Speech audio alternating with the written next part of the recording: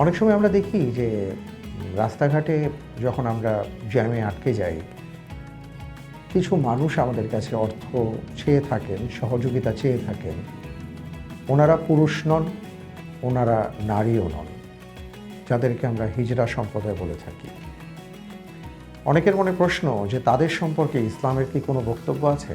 আজকে এই হিজড়া জনগোষ্ঠীর ভাই বোনদেরকে নিয়ে কিছু কথা বলতে চাই।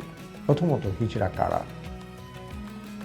এটা যদিও মেডিকেল সায়েন্সের বিষয়, কিন্তু ফিকহ কিতাবে যেই ব্যাপারটি এসছে সেটা হলো আল্লাহ রাব্বুল আলামিন কখনো কখনো কোনো মানুষের পরীক্ষার জন্য এমনভাবে কাউকে পাঠান, তিনি না পুরুষ না নারী, কিন্তু জন্মগতভাবে তার আচরণের মধ্যে কোনো এক শ্রেণীর আচরণের প্রভাব কাজ করবে। অর্থাৎ তিনি দেখতে যদি নারীর মতনও হন, কিন্তু ওনার ভেতরে যদি পুরুষের প্রভাবটা বেশি থাকে, ইসলামী ফিকহ বলে যে তাকে তাহলে পুরুষের আওতাভুক্ত করা হবে, পুরুষের আইন, পুরুষের শরিয়া তার উপর বলবৎ হবে।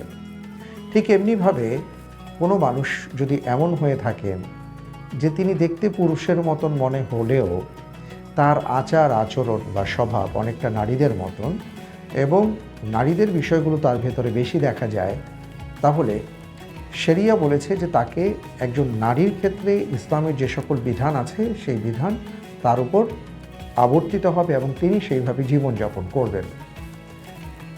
এবার আসছি যে হিজড়া জনগোষ্ঠীর ব্যাপারে ইসলামের বক্তব্য আমরা কিভাবে পেলাম, বা তারা আসলে ইসলামের সেই সময় কি তাদের অবস্থান ছিল? জি ছিল।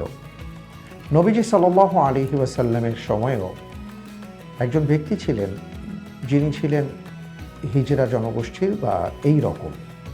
নবীজি সাল্লাল্লাহু আলাইহি ওয়াসাল্লাম তাকে সম্মানিত করেছেন, তাকে মসজিদে নববীর পরিচ্ছন্ন কর্মী হিসেবে তাকে দায়িত্ব দিয়েছিলেন। শুধু তাই নয়, মসজিদে নববীর পাশে ছোট্ট একটা হুজরা ছিল, এই হুজরাটা তার জন্য বরাদ্দ ছিল এবং তিনি মসজিদে নববীর খিদমত করতেন।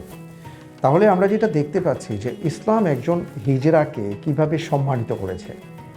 তাকে তার কর্মসংস্থানের ব্যবস্থা রাসূল সাল্লাল্লাহু আলাইহি ওয়াসাল্লাম করে দিয়েছেন, পাশাপাশি তার আবাসনের ব্যবস্থা করে দিয়েছেন এবং কর্মসংস্থানের পাশাপাশি তার যে আহার গ্রহণ, তার খাদ্য ইত্যাদির ব্যবস্থা রাসূল সাল্লাল্লাহু আলাইহি ওয়াসাল্লাম করে দিয়েছেন। তার মানে একজন মানুষ তিনি যদি হিজড়া হন, মনে রাখতে হবে তিনি মানুষ, তার অধিকার আছে এবং ইসলাম তাকে পরিপূর্ণ অধিকার দিয়েছে। তার কর্মসংস্থানের অধিকার দিয়েছে, তার বাসস্থানের অধিকার দিয়েছে এবং তার সম্মানজনক জীবিকার অধিকার দিয়েছে।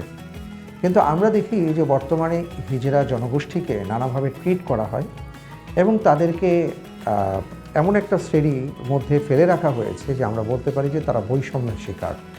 ইসলাম এই বৈষম্যকে কিছুতেই প্রশ্রয় দেয় না। Jugantor super fresh drinking water রমজানের আলোর সম্পূর্ণ পর্ব দেখুন যুগান্তর ডিজিটালে।